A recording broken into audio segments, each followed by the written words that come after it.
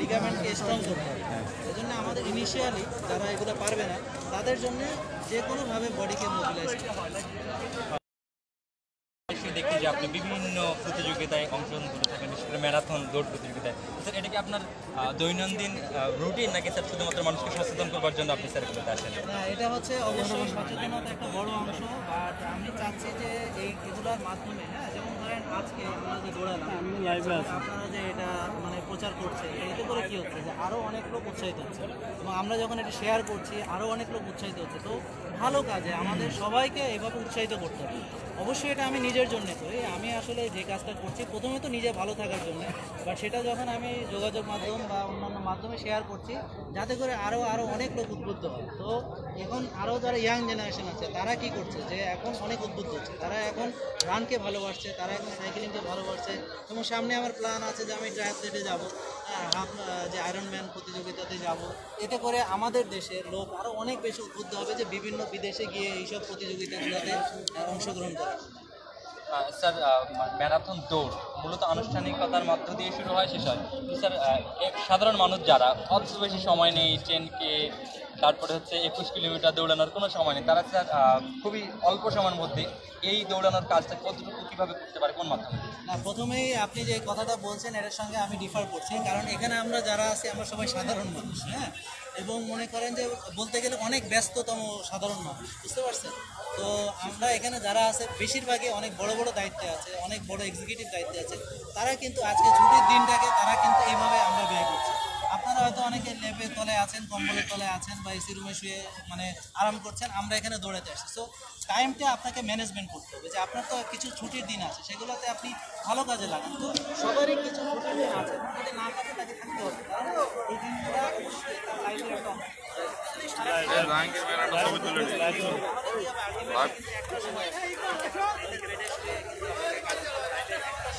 আপনি কন্টিনিউ করতে হবে, আপনাকে ওষুধের উপর ডিপেন্ডেন্ট হতে হবে, আপনাকে বিভিন্ন ইনভেস্টিগেশনে আপনার অনেক টাকা খরচ হবে।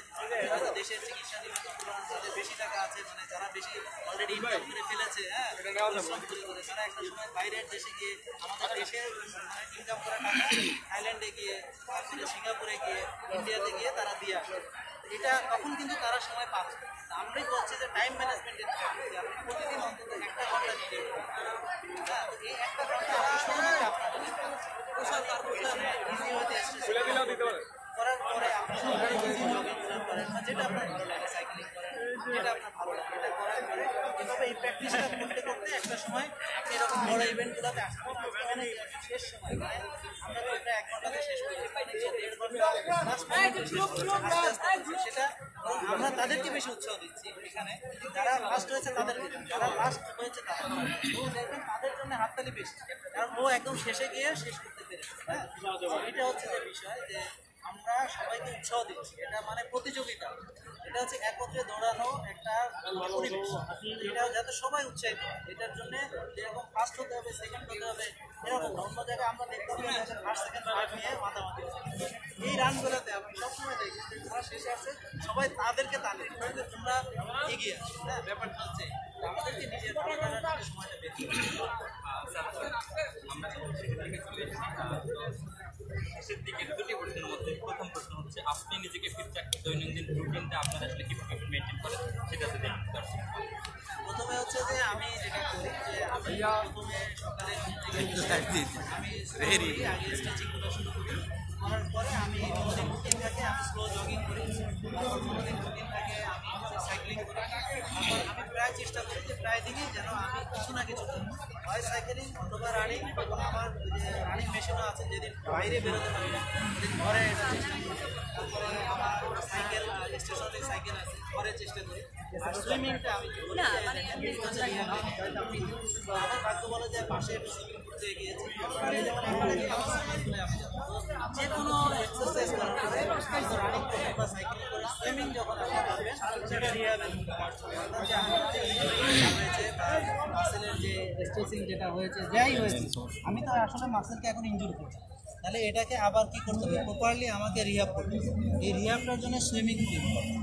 তো আমি সুইমিং করার চেষ্টা করি প্রায় দিনই, তবে হ্যাঁ আমার মাঝে মাঝে রেস্ট ডেগুলো থাকে, যেমন সপ্তাহে আমি চেষ্টা করি 2 দিন অন্তত রেস্ট ডে পালন করার জন্য ওই 2 দিন আমি জাস্ট স্ট্রেচিং করি। তবে একটা জিনিস বলবো যে ফিট থাকার জন্য আপনারা যে অ্যাক্টিভিটিগুলো করেন না কেন স্ট্রেচিং সব দিনই করা উচিত। মানে বিশেষ করে ইয়োগা যারা করছে, এবং আপনি জানেন না যে যারা অনেকে ওজন কমাতে যাচ্ছে, যারা ইয়োগা করছে তারা অনেক বেশি বেনিফিট হচ্ছে। যেমন ওদিন গতকালকে একজন ইয়োগা ট্রেনারের সাথে আমার দেখা হলো যে সে 15 দিনে 8 কেজি কমিয়ে ফেলেছে। মানে ইয়োগাটা অনেক বেশি মানে এফেক্টিভ, এবং এটাতে ইনজুরি হওয়ার সম্ভাবনা একেবারে নাই বললে চলে যদি কেউ না ওভার স্ট্রেস করে। তো এইভাবে আমি চেষ্টা করি আর কি। আর খাওয়ার বিষয়ে বলবো যে যেদিন আমি অ্যাক্টিভিটি করি অ্যাক্টিভিটি অনুযায়ী আমি খাবার খাই। যেমন যেদিন আমি কোনো অ্যাক্টিভিটি করি না ওদিন রোজা রাখতে চেষ্টা করি। আর যেদিন এই ধরনের রান হয় তা আগের দিনে এদিনে আমাকে খেজুর, কলা মানে এগুলো খেতে হয়, কারণ এটা একটা অ্যানোরোবিক রান। হ্যাঁ, সো আমার হার্টের 170-এর উপরে ছিল, অ্যাভারেজ ছিল হয়তো 170-র উপরে অ্যাভারেজ। হ্যাঁ, তো এটা হচ্ছে একটা অ্যানোরোবিক রান। এরকম ক্ষেত্রে আমাকে অবশ্যই শর্করা জাতীয় খাবার, যেখানে আমি ফ্রুটস থেকে কেটে নেওয়ার চেষ্টা করি। যেমন আমরা এখানে কলা দিয়েছে, যেমন কমলা দিয়েছে, আর আমি খেজুর খেয়েছি। হ্যাঁ, না আপেলটা আমি খাইনি, যেটা পরে হয়তো খাবো।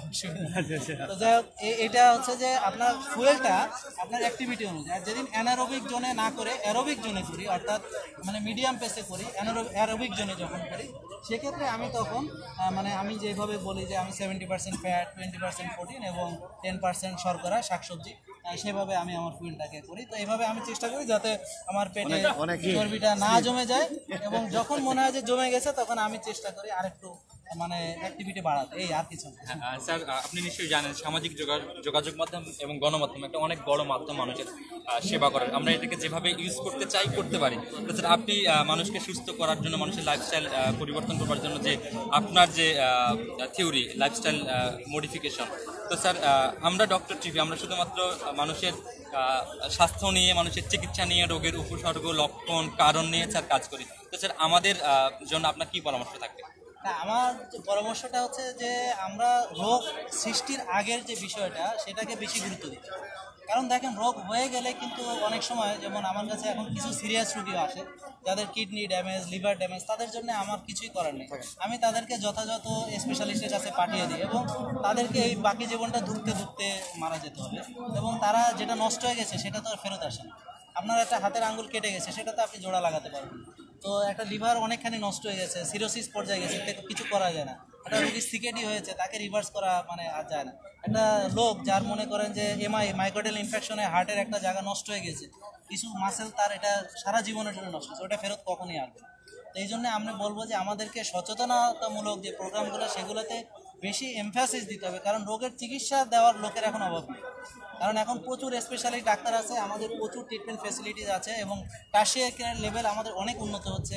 এখন পৃথিবীর যে কোনো দেশকে কম্পিট করার মতো উন্নত হচ্ছে। সো চিকিৎসা দেওয়ার জন্য লোকের কোনো অভাব নেই, বাট সচেতন করার বা সচেতন হওয়ার বা স্বাস্থ্য ভালো রাখার সঠিক যে গাইডলাইন, সেই জায়গাতে মনে হয় আমাদেরকে বেশি কাজ করতে হবে। সোজা কথা হচ্ছে আমরা চাই মানুষ সুস্থ থাকুক, অসুস্থ না হোক, ডাক্তারের কাছে যেন আশা না লাগে, সে যেন নিজের স্বাস্থ্যের টেক কেয়ারটা নিজেই করতে পারে।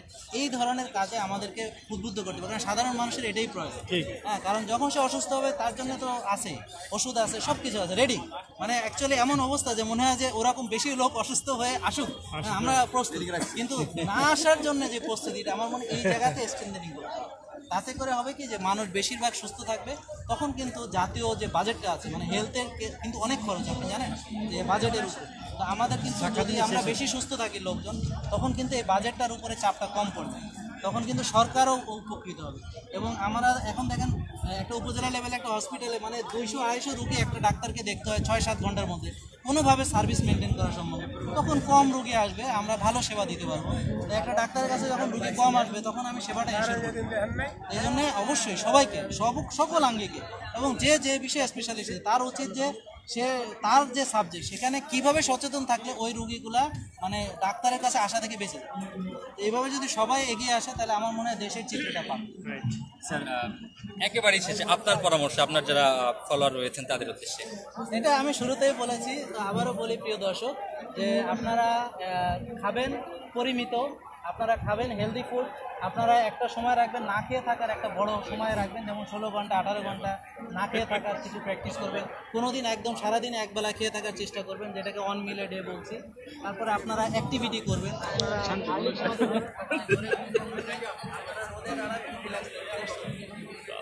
অনেক ধন্যবাদ। সামাজিক যোগাযোগ মাধ্যমে জনপ্রিয়